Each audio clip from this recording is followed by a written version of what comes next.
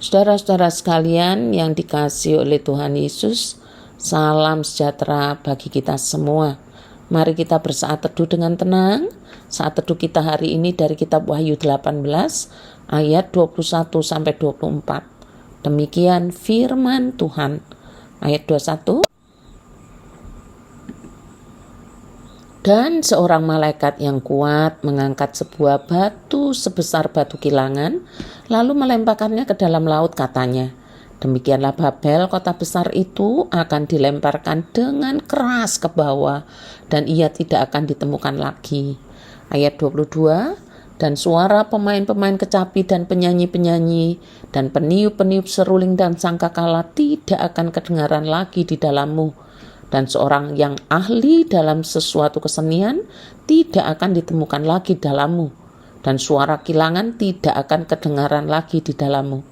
Ayat 23, dan cahaya lampu tidak akan bersinar lagi di dalammu. Dan suara mempelai laki-laki dan pengantin perempuan tidak akan kedengaran lagi di dalammu. Karena pedagang-pedagangmu adalah pembesar-pembesar di bumi. Oleh ilmu sihirmu semua bangsa disesatkan.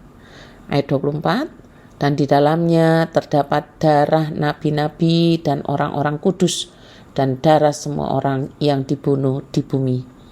Demikianlah firman Tuhan. Saudara-saudara, sejarah kehidupan adalah seperti sebuah ruas garis yang akan sampai ke ujungnya, bukan berputar seperti lingkaran. Apa yang akan terjadi pada titik akhir masa itu?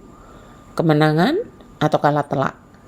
Kitab Wahyu menguraikan bagaimana akhir sejarah dunia akan menjadi momen di mana kejahatan akan mengalami kekalahan telak. Orang-orang kudus, para rasul, dan para nabi, serta seluruh sorga diajak untuk bersukacita atas kejatuhan Babel yang menjadi lambang kejahatan.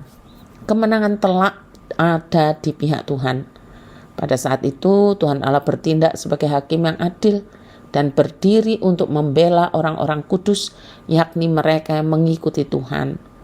Dalam pewahyuan ini, malaikat Tuhan menyatakan tentang realita kehidupan yang akan selesai, dan bagaimana setiap orang akan bertanggung jawab kepada Tuhan. Tidak ada seorang pun yang akan luput dari penghakiman Allah yang adil, karena Allah tidak akan membiarkan para penyesat lepas dari palu keadilan.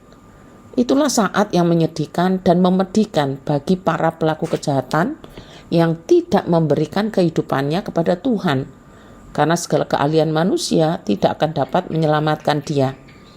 Setiap titik sejarah hidup umat manusia merupakan penggenapan dari setiap hal yang sudah Allah katakan sebelumnya.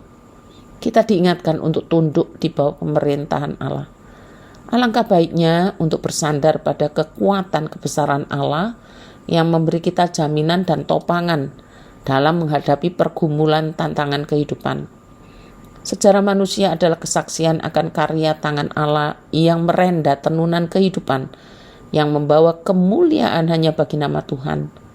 Ketika kita percaya kepada Allah, kita dipanggil untuk mengakui Allah sebagai penguasa sejarah kehidupan.